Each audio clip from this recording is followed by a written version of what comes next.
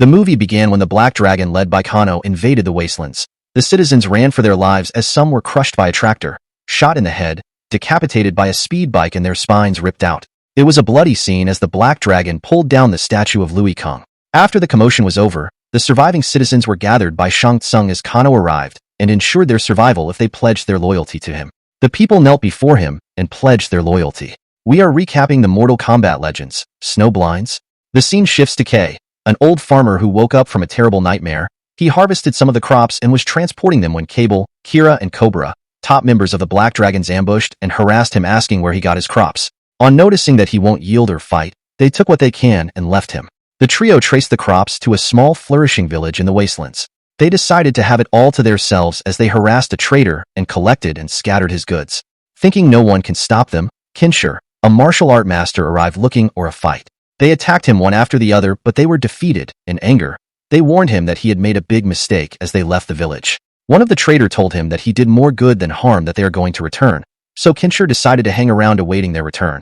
Back at the outpost, a combat was held to entertain Kano, and fighters decided to show mercy to her defeated opponent, and this forces Kano to blast her brain out. The trio returned and reported all that happened in that village. Kano then ordered Tremor to go with them this time around to ensure their submission.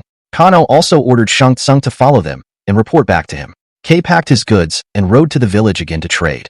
Kenshi was still hanging around hoping for a real challenge when he spotted the tattoo in Kei's hand and approached him about being a member of the Lin Kei clan, the deadliest warriors to ever live, but he denied not knowing anything about it.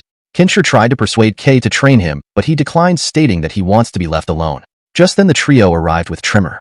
Kei tried to persuade them to leave, but he was injured in the process. Kenshi, feeling overconfident, fought with Tremor, but Tremor restrained him and beats him to a pulp. Tremor demands that he pledges allegiance, and he will let him live, but a stubborn Kenshi would never yield. Tremor was about to end him when he was signaled by Shang Tsung to let him live. Tremor used him to send a clear message to the villagers as he left the village. Kenshi was unable to stand because of his injuries when Shang Tsung approached him and held him up.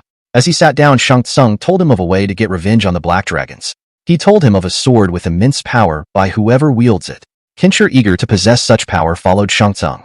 Shang Tsung took him to the Well of Souls created by his ancestors. Shang Tsung cuts his hand and told him to place his bleeding arm on the seal, and he did so. The well opened as the souls gushed out, which hurt Kenshi's eye, blinding him in the process. It turns out Shang Tsung deceived him as he absolves the souls and became extremely powerful. Kenshi was useless to him now as he picked Kenshi up and threw him in the well.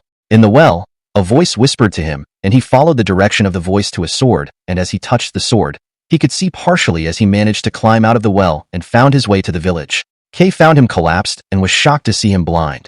Kano and the rest of the Black Dragons were having fun when Shang Tsung arrived to seek revenge because Kano enslaved him. He defeated the members of Black Dragon present and fought with Kano. He tried to possess Kano's soul, but he was shocked as Kano doesn't have a soul. Kano ripped out his arm and decapitates him. At Lin Kei's cabin, Kenshi, after being treated, woke up and tried to find his way out with his sword, but he collapsed. He wanted to give up, but Lin Kei offered to train him to use his senses. The next day, in the morning, the first part of his training was to use his senses to catch a chicken, but he was unable to. He also failed other series of the training process. The next day, he failed series of training again, but after some heartfelt motivation from Kei, he was able to pass most of his training, but he still couldn't pass the chicken test. At the end of the day, they were drinking some soup when Kenshi asked him why he bowed to the Black Dragon when he possessed such martial art abilities. Lin Kei opened up to him how he was Sub-Zero, the leader of the Lin Kei's clan. Thinking they couldn't be defeated, the Lin Kei went to purge out the revenants that invaded their city, but they were extremely outnumbered. Thinking he was going to die, Sub-Zero lost control of his power and froze everyone around him, including his clan, to death. He swore never to use his power and will be taken to Netherrealm if he breaks his oath. Kenshi was finally able to pass his chicken test, and that was the end of his training. Moments later, he smelled smoke coming from the village. It turns out it was Kano and the Black Dragons ravaging the village as they asked the people to kneel and swear allegiance to him. Everyone knelt except an old man. Kano blasted his head off to set an example for others. Kei tried to persuade Kenshi not to go the village, but Kenshi's mind was made up to help the villagers as he sets off. He ambushed the Black Dragon's camp and arrived at Kano's lair. There he killed countless Black Dragon members. Tremor and Trio faced him and were able to injure and incapacitate him for Kano. Kei couldn't let him die as he picked up his Kori blade and summoned Hanzo, also called Scorpion, as they set out together to put an end to the Black Dragons. Kenshi was hanged in an X cross and was almost blasted when the temperature of the room became cool. Sub-Zero ambushed and freezes most of them while Scorpion frees Kenshi, and they both took on the Black Dragon members. Kano ran inside his lair as Sub-Zero followed. Kenshi stayed back to fight Tremor and Scorpion fought Cable. This time, Kenshi killed Tremor with his sword and Scorpion killed Cable. Sub-Zero chased Kano to a scene where Kano tried to reverse time with his time machine, but Sub-Zero was quick to stop and eliminate him. Scorpion and Sub-Zero destroyed the time machine as Scorpion teleported them out of the scene.